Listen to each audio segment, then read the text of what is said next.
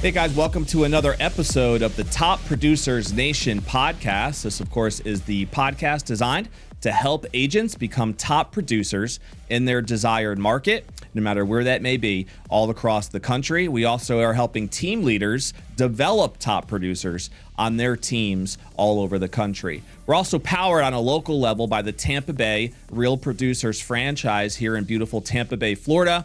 We're actually shooting today out of one of our new studios on the streets of Route 54. If you know anything about the geographic area here in Tampa Bay, it's a booming area here in Route 54, and so we are hanging out at our new studio here, really as a guest in many ways of Katrina Madewell. So shout out to Katrina, and thank you for your usage of your studio here today. We feature the top 500 producing agents in the Tampa Bay market through our magazine and through a lot of the events that we host throughout this local market. And so our guest today here in studio is John DeBellevue. Good to have you here today, John. Glad to be here, Don. No doubt, man. Absolutely. If you might be recognized at all with John, we just recently featured him. I guess that would be our February issue, I believe, off the top of my head. So February of 2026, you'll see John's article in there at Tampa Bay Real Producers. You can find it, by the way, at tampabayrealproducers.com if you want to click issues, and then you'll see John's article in there. So we're going to dive in a little bit to his background and his story. So we'll start there, John, for people who might not have read your article or learned anything about you yet. Absolutely. Did you grow up in Tampa? If not, how did you get here? We'll start there. Yeah, so I am a local. I grew up on Anna Maria Island, just at the mouth of the bay. Okay. And I'm a fifth generation Floridian. My family actually started in citrus and cattle here in the Tampa Bay region. Nice. And we helped found Raise some cattle, huh? Yeah. A little herding of the cattle. I like it. Yeah. Great granddaddy. He helped found Pasco Packing. Which was now it's owned by the Likes brothers, like everything else citrus. There we Florida. go. So you got some real roots in the area. But needless to say, yeah, cool. True Floridian over here. John, by the way, is obviously a top producer with LPT Realty. I think I saw through one of the forms here that you are, 3-time gold badge winner with LPT. Is that right? I know that's one of their recognizable levels. And so obviously that was how we got connected to John to have him featured in the issue. So let's talk about, was real estate always something that you were interested in, or what made you go down this path of getting licensed as an agent? I grew up in it to an extent. My mother decided to become a realtor when I was in elementary school. Okay. And so I grew up in that environment, doing homework in the brokerage office, All right? Being her security at the open houses. Okay. So you did have some experience with it as a young age. You know. You were acting as her bouncer at the open house. I had my own journey and, adventures, and 2001 ended up getting my real estate license, pursuing, 2001 or 2021? I'm sorry, 2021. Got it. Okay. 2021. Yep. My mom's been licensed since 2001. There we go. Nice. Is she still in the business? Yeah, she is. Okay. She practices over in California now. Nice. Very cool. Change of scenery. Yeah, that makes Something sense. different. Very competitive market. Did you live in have you always stayed in this market? I've always been in Florida. Got it. So in 2021, did you have another career at the time that when you decided to switch and go into real estate, or what were you doing then? I was in another service-based industry, commission-based. Okay. So a little sales background. Customer service background. Mm-hmm. Was feeling stagnant. Mm-hmm. Didn't like the direction things were headed. Felt like there was a cap to where I could grow. Mm-hmm. And so I decided to get my license. And lucky for me, at the turn of COVID in that crazy market. Yeah, perfect timing, huh?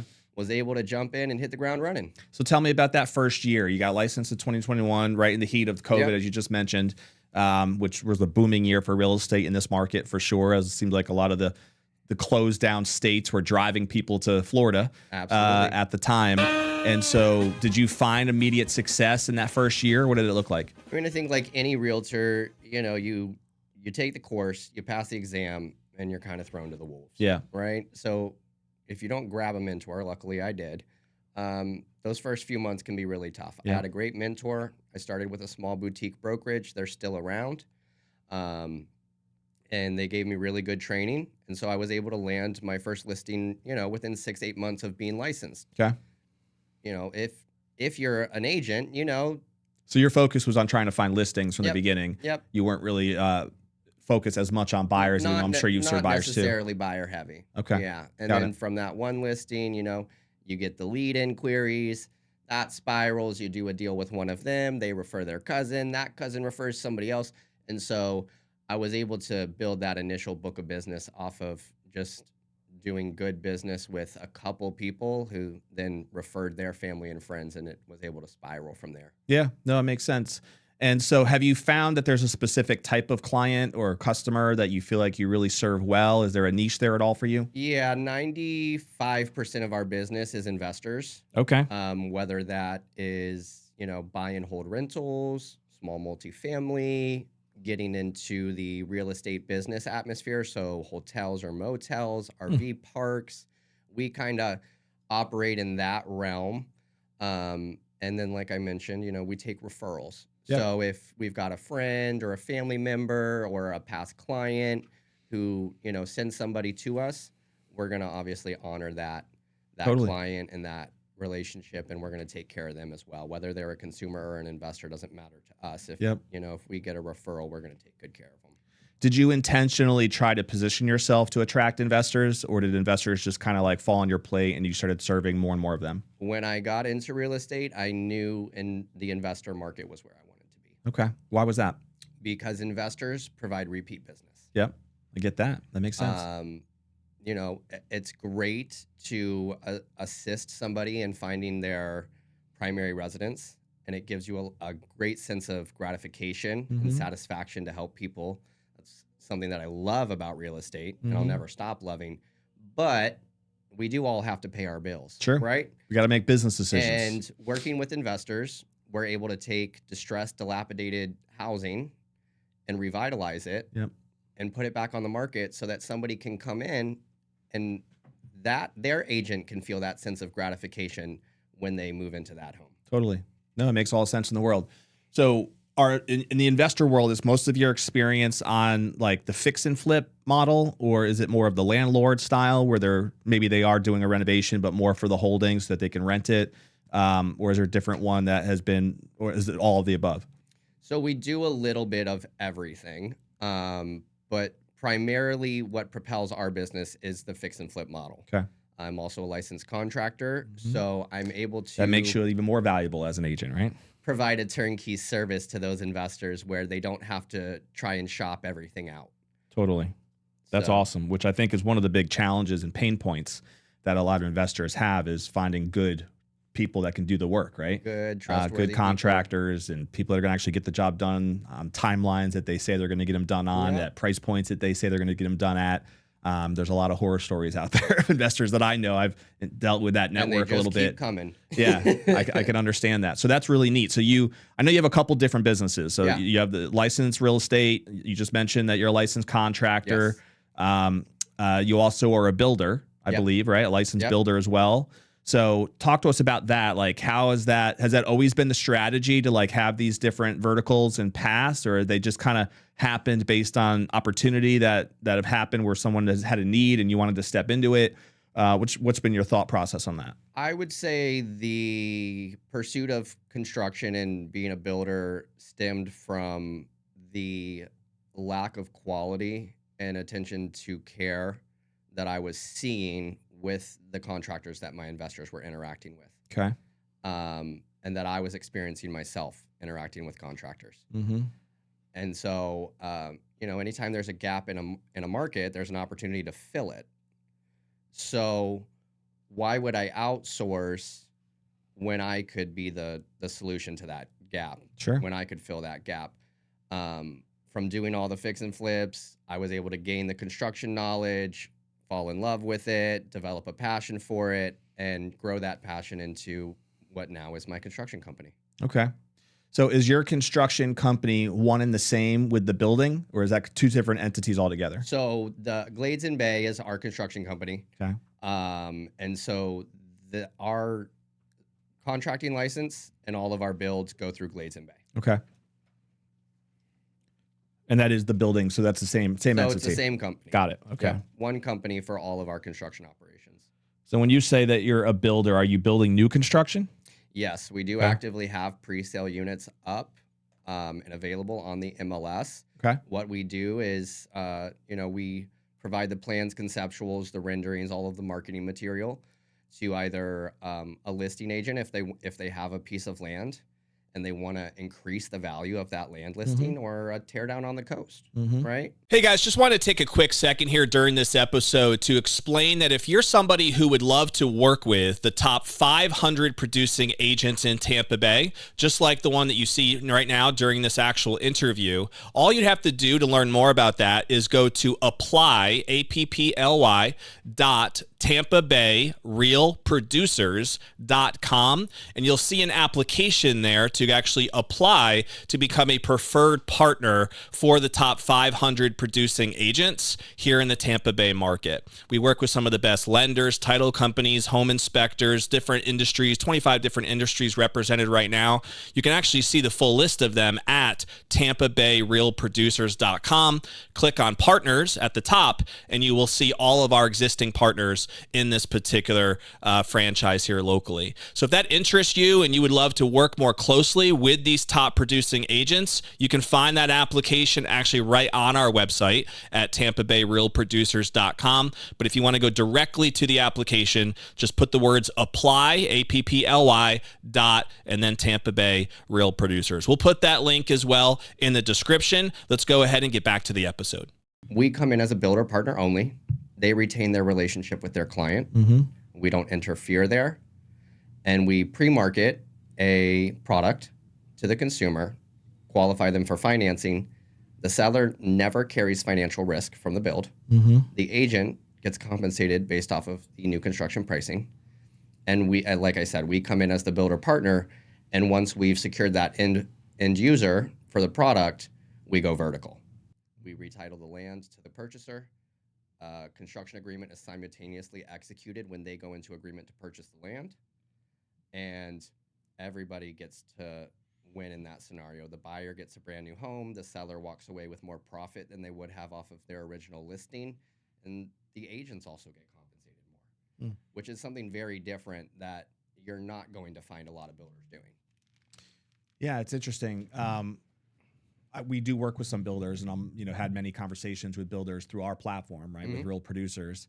There's not many of them who can offer both sides of that coin that you just described as the realtor piece, and then also can be the builder piece as well. Usually, and I don't know the exact reasons why, but I think maybe just scope and being able to kind of balance. There's a lot of work involved with both those businesses, right? Yes. So it's I would think hard to figure out that balance and to be able to do both well. Yeah.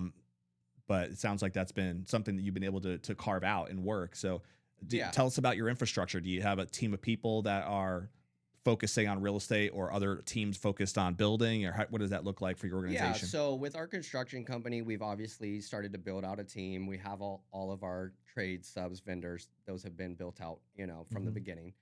But for our actual structure, we have a director of new investor relations who's not a licensed agent, and she handles all of our conversations and onboarding with potential new investors who want to get into development, strictly construction.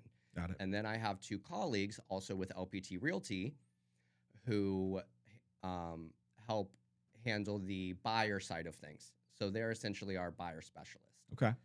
So that way I only have to focus on are things going well with the listing, and are things going well with the construction company? And are things operating as they should? Are all the cogs greased, oiled, and moving as they should? Makes sense. The partnership scenario I mentioned earlier, that's something we offer to other list agents.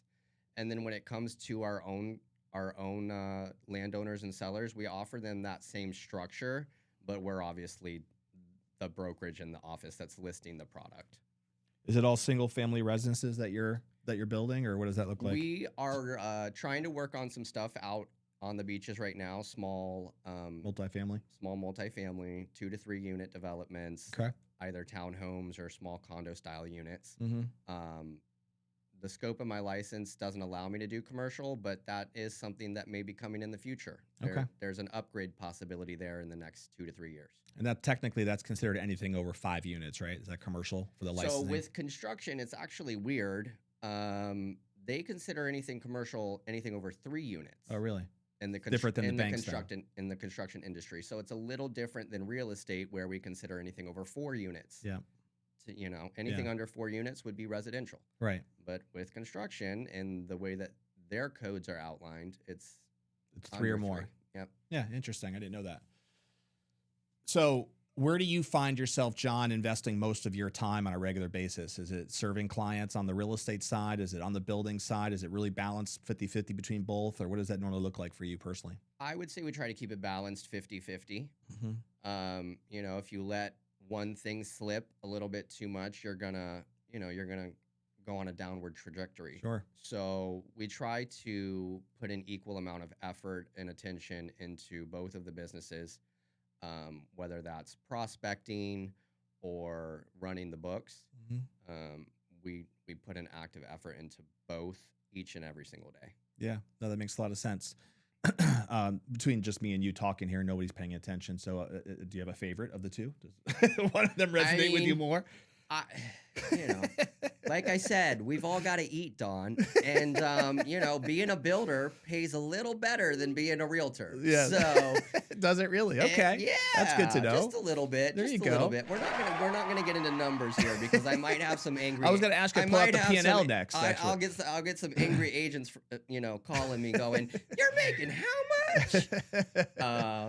But are you guys also doing remodels? Yeah. Okay. We do major renovations. We it. can do home additions, Okay. ADUs, garages, pool houses. Cool. And then we've got great subcontractors. If somebody wanted to, do anything else, like add a pool or something like that, we can always connect them with a fantastic tradesman or contractor. Is there a geographic area that you like to stay in, or does it matter? Yeah, we try to stay in Tampa Bay, Sarasota Bay area. Okay.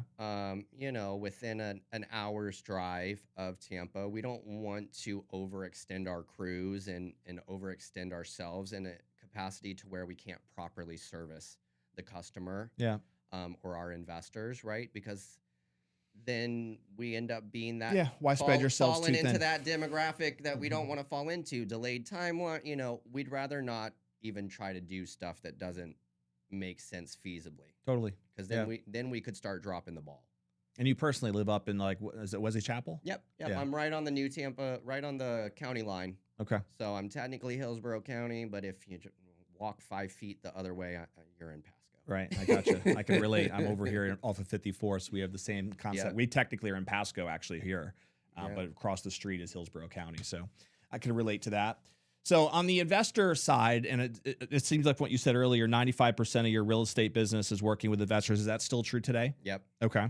Yep. Do you now at this point just kind of build that off of word of mouth as investors hear that you're serving others, or do you do anything else intentionally to try to get in front of more investors? I think if you're not on social media and you're not actively prospecting every single day, you're doing something wrong. Mm-hmm. You're doing yourself a disservice. Mm-hmm. Whether or not you're busy, I think off the top of my head, I think I have 6 active listings right now. Okay. We've got over $2 million in active listed inventory right now. Okay. And we're, looking at putting another 3 potentially on the market if these build partnerships go through with the landowners. Yep. But despite that, you will see me on Facebook, on Instagram, on LinkedIn, on YouTube every single day. We post weekly videos on YouTube. We do little mini series and stuff like that. Whether we get engagement doesn't matter to me. It's the exposure and having my face out there on the platform. Because if somebody Googles John DeBellevue, I want to be on every single platform. You want to be seen. So we make sure to consistently post. And when you are posting, is your target audience the investors? Are you trying to talk directly to them? That's who we prioritize. That's really who we want to connect with. Mm-hmm. But it would be silly for us not to try and connect with consumers as well, especially having a construction company, because we're more than happy to build a home for an end user. Sure. And we don't want consumers or a buyer to think that we're not willing to give them a beautiful product. And potentially at a much more competitive price, considering that we do work primarily with investors. Yeah. But I'm assuming, and you correct me if I'm wrong, when you're working on the building side with investors, Is that usually more of like the remodeling and flipping model compared to a new construction build? It's probably not an investor play as much. Even though some developers you could qualify as investors as well. With the investor developers, what you typically see them doing is they're either going to be building for profit or they're going to be building to rent. Those are really the only two times you see people getting into new construction for As an investor. investment purposes. Technically, even in like a market like one of the ones we live in, where there's a lot of big population growth, they know there's going to be more and more people coming into this area. Rob and I were talking about that even before we started the episode today. And so as an investor, that would be, hey, there's going to be some increased rents, right, coming into this territory probably for the next decade plus. And so that's where they might do the math and consider, here's an area that I'd want to build new in, knowing that I can have a premium rental for, 10, 15 plus years here, right? The big appeal for them to build is, resale, you could be paying $225 plus a square foot for something that's already built. They come in and build new, they could be paying $140 to $150 a foot to build new. I didn't realize it was that much of a difference. Interesting. About a 50% margin, depending on the remodeling, depending on the overall product that is being built. Why is that? Because value creation is made in development. Not everybody can build a house. Yeah. Right? Yeah. That's why I got the license. Yeah. You're creating value out of absolutely nothing. So we're taking raw materials at cost and raw labor at cost, and we're creating something that's valuable, but we're not going, once it's complete, we're not going to give it to you at our cost. Yeah. Yeah, that's interesting. I could be pretty naive. I probably am in many ways, but I think most people assume new construction would cost them more. No, that's interesting. It depends. If you're building luxury, it could. Yeah. But you're probably looking at spending the same amount of money you would go to buy something that's ready. Yeah. And you're going to be to current codes. Do you work with do you have like an architect in-house or something that builds something to spec and custom with a potential buyer, or is that a different part of the process? We have a couple architect firms and engineering firms that we work with because we like to give potential custom clients the option. We want them to feel trust and feel comfortable moving forward with the person who's designing their home. Yeah. And so you just have some strategic partners. That's a different fit for everybody. Yeah. Right? Because that's ties into personality a lot, because you're going to be working with that person and very closely for the next 8 to 12 months of your life. Totally. As well as me. They become a very important partner in the process. We want to make sure we all get along. Yeah. So we like to typically, what we do is we typically have 3 preferred partners for every, for banking, for insurance, for warranties, and for architects and engineers, because we want them to have a choice. We're not trying to steer them. We're trying to make sure that they feel good and confident about the decision that they've made, and they know that these are the people that we trust. Yeah. Yeah, I get it. No, it makes all the sense in the world. And having those partners, obviously with our platform, we have an entire section on our website for preferred partners, right? For the same purpose, just to make sure we have trusted, vetted vendors and preferred partners, we call them, who have been recommended by the top agents who we know love to serve the agents and really value those relationships, right? Absolutely. Above everything. When you think about this year for you, John, 2026, and then moving forward, like what gets you excited now as you evolve into the next phase of things moving forward? Do you want to share a goal that you have or something that gets you fired up when you wake up in the morning? I mean, honestly, the construction company's got me really fired up right now. We've been having what I would consider an astounding amount of success for the age of the company. We started 2 months ago. And while I've been in construction, as long as I've been in real estate, about 5+ years now. The entity's new. The entity itself is new. Yeah. And so having potential investors and owners take us seriously and give us the opportunity to even put a pre-sale unit on their, tied to their parcel Mm-hmm. is one of the biggest compliments we could get. Mm-hmm. So when I think about the fact that we might have a $2.5 million spec build coming to the market in the next 30 to 40 days, Nice. that's a big deal. Yeah, being absolutely. a 2-month-old company. Absolutely. Or, Congrats. or $1 million one up here in the Tampa Bay area. And so I'd say that's what's pushing me right now to get up every morning. And I feel invigorated by it because I know that my businesses tie into each other. Mm-hmm. So Very well. I get to support the construction with the real estate, and I get to support the real estate with the construction. Mm-hmm. And they vertically feed each other. Totally. When the storms hit a couple years ago here, Yeah. and obviously it really devastated a lot of the coastline and so forth, what opportunities, if any, did that bring from your client's perspective? Or has that been an area that's been targeted by your investors at all? There's still opportunities, Don. I know there is, It's incredible. Yeah. The amount of, those are some of the deals that we're looking at signing on right now. Sure. Is, out on St. Pete Beach, Treasure Island, Madeira, Reddington Shores. It's terrible what these property owners went through. Yeah. It's, Many of them still waiting for insurance, waiting on claims insurance, waiting on FEMA, getting told that their home is not worth, enough to fix it Mm-hmm. in many cases. Mm-hmm. But, there's two sides to every coin. And so luckily, those people are still able to sell their land at market value. Many of them owned their properties for many, many years. And so investors have come in and they've purchased these lots, a lot of them. Mm-hmm. And the coast is booming. Yeah. Man, it's booming. You're going to see a lot of new construction popping up It's over the next everywhere. decade out there. Huh? It's everywhere, but Yeah. it's needed. Sure. And that's the difference between reckless and pointless development and sustainable infill development, which is another thing that we really focus on, is sustainable infill development, going into areas where all of the infrastructure is already in place, and we're just providing updated housing. Yeah. That makes sense for the modern day.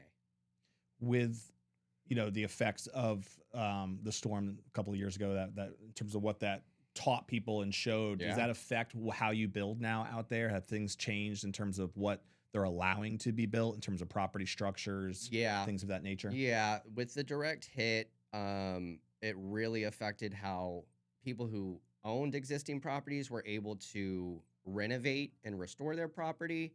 And it also affected how we build moving forward as far as elevation levels, materials, and ensuring that, every builder is meeting code compliance. Mm-hmm. It's there for a reason. And what I think people forget is code is the bare minimum Yeah. of how you should be building. Yeah. And so we pride ourselves in exceeding the standard code Right. when we build.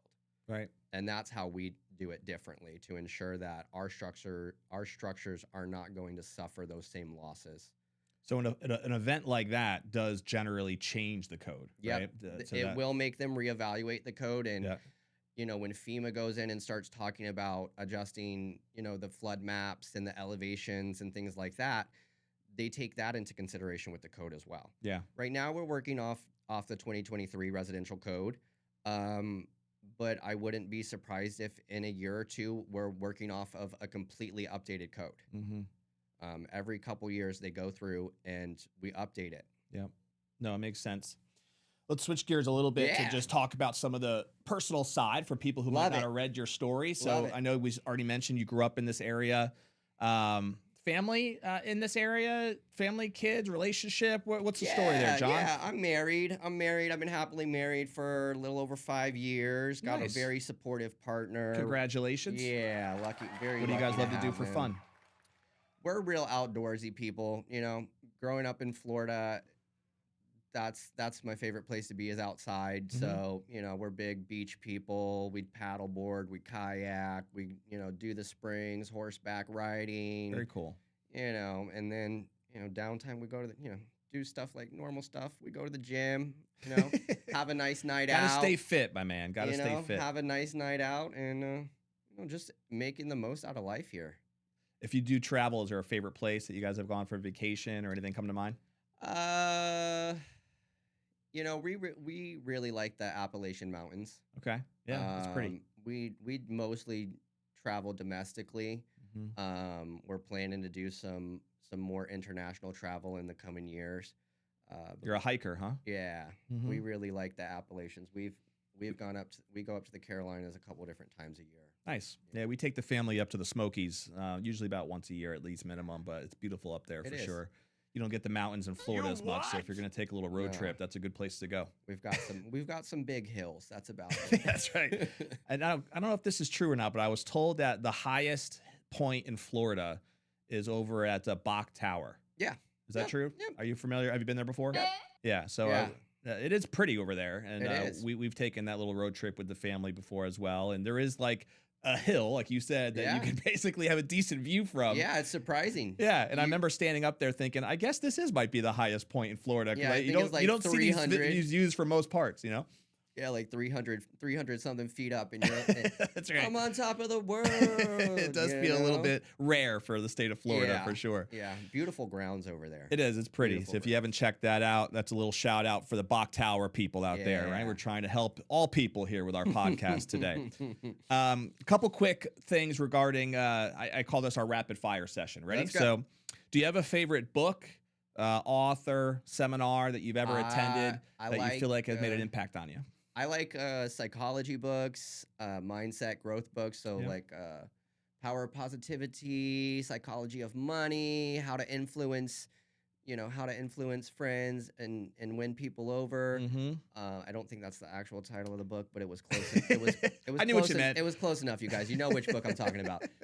I think it's How to Win Friends and Influence People. Yeah. Right? Did I get that one right, Rob? How to Win Friends and Influence People. That's the one. That's the one. Those are all classics, though. Anything, and then occasionally throw some fiction in there. But a lot of what I like to read is non-fictional, growth, mindset, personal development. Do you have anyone that you follow in that space? I do. I follow a couple different economists. Okay. And mindset people. Everybody's got their favorites, so I'm not gonna pour out mine. Well, I think it's always important for us to recognize that that mental headspace is going to really dictate our success in so many different ways. Not just how much money we make in our business, but our level of fulfillment, which ultimately I think is what most of us are pursuing. Right? Are we really living fulfilled lives? And that's that balance of success, I would say, from a business standpoint, but also family and friends and spiritually and just feeling like you're really living the life that we're all here to have, right? Yeah. So, fulfillment's a hard peak to reach. I think I'm just searching for peace. I don't think we ever quite reach it ultimately, but it's a journey. It's a journey worth pursuing, I guess. Like a mentor once taught me. Do you have a favorite movie or TV show? Favorite movie or TV show? Well, my spouse is Spanish, so I get sucked into a lot of telenovelas. Okay. So those have become the bane of my existence. That's usually, if we're both home, that's probably what's on the TV. But if I'm by myself, I'm likely watching some construction video on YouTube, if I'm being completely honest with you. I'm watching some other builder build something because it interests me. Do you speak Spanish? Yes, I do. Nice. At home? Yeah. Okay, cool. Yeah. So that's I wouldn't say I'm 100% fluent, but I would consider myself bilingual. Very nice. So that must help too, I think, with working with certain investors and obviously certain clients. I think that always helps bridge the gap, I would imagine. Especially in construction. Yeah, no doubt. Do you speak any other languages or just those two? No, I can understand, I can understand a little bit of Italian, a little French, but I can't speak worth a darn. What is DeBellevue? DeBellevue is French. It is French. Yeah, have you been to France? From my dad's side. I have not been to France. Okay. I have been to quite a bit of the UK. Yeah. We took a trip there years ago too with my wife and I. Not bad place to visit. No. We were actually in Ireland most of the time, but we spent a little puddle jumper over to London for a long weekend. So got to see some things. Yeah. Nothing I've been crazy. Both those places. They're nice. They are. We enjoyed it. We like Galway a lot. That was I felt like real Ireland in many ways, kind of the image that I had in my head. And then we did spend some time in Dublin as well when we were out there, which was a little bit more touristy and it has the little bit of more of the city feel. Even though there's no skyscrapers as you know out there. Like the tallest building in all of Ireland is the Guinness factory, which is not extremely tall, regardless, So yeah, I thought that was kind of interesting when we were out there, but it definitely was a cool experience. All right, so two more things. Do you have any sort of like affiliation or with nonprofits or anything that you think that has been a passion for you that you wanted to throw out there at all that people can at least be aware of or get behind if they would like to? Absolutely. Absolutely. I mean, being a native Floridian, there's quite a few nonprofits that support, environmental activism and environmental protections that I support. Friends of the Everglades is a big one. Captains for Clean Water is another big one. Cool. Those are both local, state run organizations that are helping to restore the Everglades and fight for our natural water sources. Yeah. And locally, recently I was donated to an organization called Music for Pinellas, and he also owns, or I shouldn't say owns, he also runs another organization called I think it's called Rock and Jocks. So those two organizations are local to Pinellas. Yeah. Music for Pinellas helps support music lessons, instrument rentals, things of that nature for potentially underprivileged or youth who can't afford it. And then Rock and Jocks help support them with sports programs and athletic programs. We did a feature once. So one of the reasons why I asked the question is we try to feature, we have a section in the magazine called Making a Difference sometimes where we'll spotlight nonprofits that agents are affiliated with. And one of the ones we did at one point last year was a musical nonprofit where they were providing instruments. And I can't remember if that's the name of it or not. It might have been a different organization now. But it was a great article about that, providing instruments to kids who grew up who were musically inclined, but they just didn't have the means to be able to either buy an instrument or whatever. And it was a cool article. So it's funny that you bring that up now. I love those programs. I think it's really great. Are you a musician? My dad was. Okay. Before he passed away. Nice. Okay. My dad did a little bit of professional music. What type of music? Mostly blues, jazz, classic rock. Okay. Mm-hmm. Do you have some instruments at home? Nope. Just my. Just enjoy the music. Mediocre pipes. Well, here's my last question for you, John, as we wrap up to get you out of here on time. No worries. As we think about hopefully many, many years from now, and you are sitting on that rocking chair and thinking about your legacy, right? And what would be most important to you. What do you think would be personally or professionally most important to you that you'd want to be known for? What type of legacy do you think you'd want to leave if you had that chance to look back? I think when I look back, what's most important to me isn't being the biggest realtor or the biggest builder. It's being the best that I can be and the most intentional. Mm-hmm. I want to be remembered for building and creating beautiful spaces for people that last a lifetime, not for how much money I make or the business accomplishments that I have. Sure. Yeah, I love that. I want the spaces that we create to be filled with memories and joy, and that'll be the biggest payback for me in the long run. And what's neat about that answer is you're doing that now, right? So you're aligned already. One of the reasons why I asked that question, and I don't necessarily tell this to all the guests, but I think it just hit me in some ways, is to see if that vision that you have for that is aligned with what you're currently doing. Yeah. Right. And a lot of times, unfortunately, it's not, where you can, if you really think a little deeper about what would be most important to you, it could be something completely different from where most of your time and energy is being spent right now. And so I know even at times, like I've really tried to think through that and identify whether I'm really investing my time in the areas that I think are most important to the legacy I'd want to leave. And you are, based on the answer that you just gave. So I think that that's great. And, it shows that once you're in true alignment with what that vision looks like for your legacy and your work speaks to that, you can operate with much more purpose and intent. And I would think enjoy and like we talked about earlier, be a little bit more fulfilled in the whole process. So I applaud you for that. If you're going to, last note, I mean, and this is for anybody in real estate, if you're going to get into an industry of service, remember that you're serving the people, not yourself. True. Yeah. Amen. Couldn't agree more. That's all. Yeah, if you don't approach that from a true consultant mindset, then That's what something's backwards. if you can remember that every day, you will be incredibly successful, because serving other people will take you to peaks that you never thought you would reach. I couldn't agree more. If Thanks somebody for wanted having to follow you, John, what's the best way for them to follow you on social media? I know we mentioned earlier. Yeah. Where would they do that? Yeah, so they can find me on Instagram at DeBellevue, and that's gonna be pretty much my handle for most platforms. It's just gonna be at DeBellevue, or they can look, type in the search bar John DeBellevue, and it should pop up. Very cool.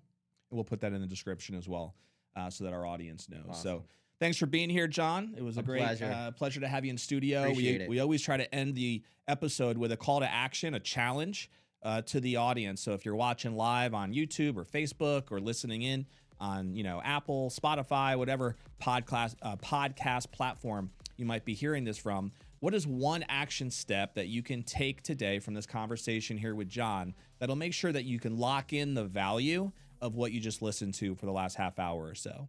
And if you don't get into that habit of taking action, at least even just one thing, it could be ordering one of the books that John threw out there as a reference. It could be maybe you're very interested in this whole builder conversation that John and I had, and maybe that's something that interests you, whether that would be working with someone like John as a builder and learning more about how to incorporate that for your investors or your clients and your business. Maybe you have absolutely no interest in building and doing it yourself, but you would love to work with someone like John who has that company up and running. That might be a connection and an action step for you. Maybe you're somebody who wants to work more with investors as a client source, and you heard John talk about the importance of investors in his business and how he's been able to serve them and why he's been able to serve them. And so maybe that's an action that you can take, as well as being a little bit more intentional about connecting and talking directly to the investor community. Whatever it is, make a decision, take action on it. If you want to follow us, you could just subscribe to this podcast. Maybe that's the action that you need to take. But if you click the little button below, you'll be notified every time we drop a new episode, which is weekly. You can also follow us at topproducersnation.com to learn more about our online community for agents to help them become top producers. We have all kinds of software support, training, courses designed to help you do that. So feel free to reach out to us if we can help you in any way. And we will see you on the next episode of the Top Producers Nation podcast. We'll see you later.